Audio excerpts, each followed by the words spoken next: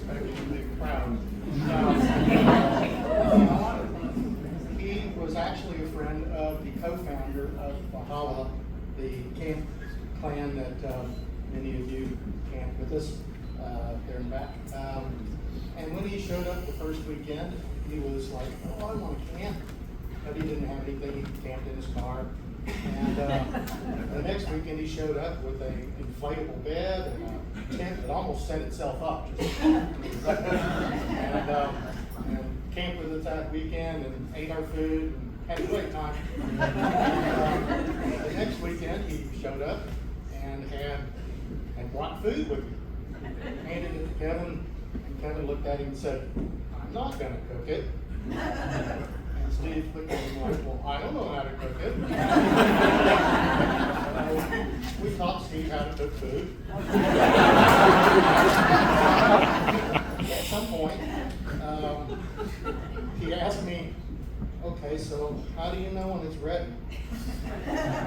And I said, "Well, when it looks good enough to eat, it's ready for you."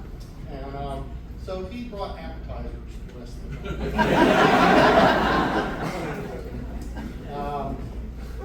Now there's so many stories. I only know a couple.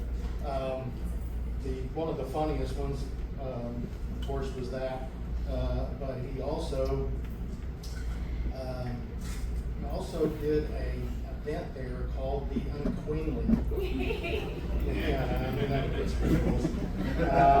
This was where guys dressed up like drag queens and did a skit or a song or something.